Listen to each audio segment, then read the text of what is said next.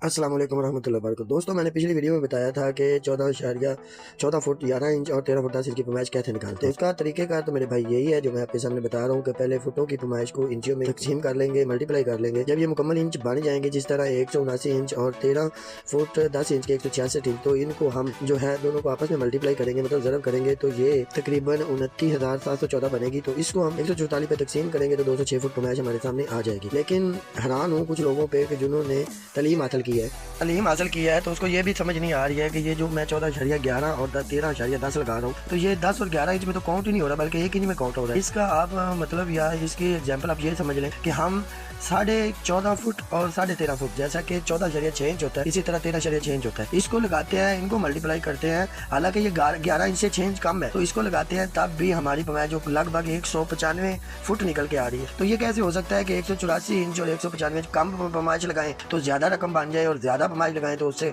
मतलब कम बने?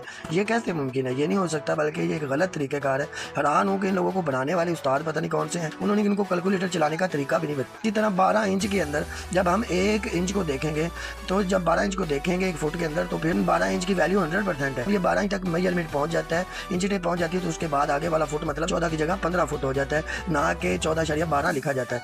तो इसी तरह 100% हम 100 को अगर इंच पे तकसीम करेंगे तो हमारे पास 1 इंच का 8.33 पॉइंट आएगा। तो ये 8.33 पॉइंट को अब हम देख लेते हैं कि 11 इंच पर ज़रब करेंगे तो 91 कुछ बनेंगे। इसी तरह 10 इंच को 8.33 पे ज़रब करेंगे तो तकरीबन ये 82-83 के करीब बनेगा। तो मेरे भाई, जब ये अगर इस कुलिये से भी हम पैमाइश निकालें तो 206 फुट के लगभग ही बनेगी, और जो कुलिया मैंने अभी बताया ये इस कुलिये से भी निकालेंगे तो लगभग 206 फुट ही पैमाइश बनती है। लेकिन मेरे भाई, फिर भी कुछ लोग हैरान हूँ कि इन्होंने तलीम FAIT की हुई है, लेकिन पता नहीं कहाँ से की है, और इस तलीम का फायदा क्या है कि सादा लो बंदे को बेवकूफ बनाने के लिए तलीम हासिल की, या खुद को बेवकूफ बना रहा है, या खुद नापतोल में हेरा फेरी करना चाहता है और कर रहा है। मैं हैरान हूँ इस बात पे कि इस तालीम का क्या फायदा कि आम बंदा भी आपको चुप करवा सके। दूसरी तरफ अब ये तो हुई बात यहाँ पर खत्म। दूसरी बात मैं ये करता हूँ कि अगर हम गूगल से पूछ ले, अब गूगल तो भाई झूठ नहीं बोलता ना, गूगल ने तो सब कुछ बताना होता है। जो दुनिया के ओवरऑल टीचरों ने जो कुलिया जो कायदा बताया होता है, तो गूगल से हमने जब पूछा तो गूगल ने भी वही तरीका हमें बताया, जो तरीका मैंने आपको पहले बता दिया। 14.11 को इस तरह मल्टीप्लाई किस तरह किया जाता है और स्क्वायर फुट कैसे निकाले जाते हैं। मैं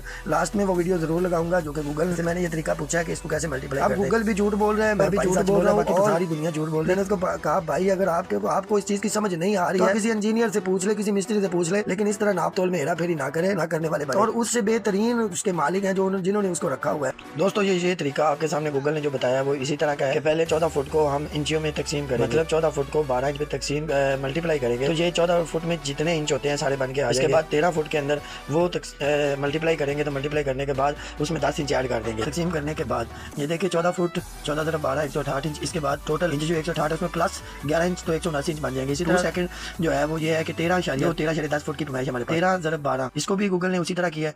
इसके बाद करने के बाद गूगल बताता है कि 1 स्क्वायर फीट में 144 इंच होते हैं। तो आपका जो ये आंसर आए, आप उनके इंचों को मतलब 14 फुट 10 इंच के इंचों को और 13 फुट 11 इंच के इंचियों को मल्टीप्लाई करें, ज़रब दें। ज़रब करने के बाद जो आपके पास आंसर आए उसको 144 पे तकसीम कर दे। ये देखें फुट 14 144 पे तकसीम कर देने के बाद गूगल भी भाई बता रहा है कि 206 फुट ही पैमाइश बनती है। तो भाई अब थोड़ा सा गया, लास्ट में मैंने गूगल इंग्लिश को उर्दू में ट्रांसलेट कर दिया, जिससे एक आम बंदा भी इसको आसानी से पढ़ सके। तो मैंने ये आसानी वाले अल्फाज इसलिए वीडियो में यूज़ किए ताकि ये मिस्त्री ज़राअत और बहुत से मजदूर जो होते हैं वो कम पढ़े लिखे होते हैं, तो इस वीडियो की और पैमाइश की आसानी से समझ आ सके। तो दुआ है कि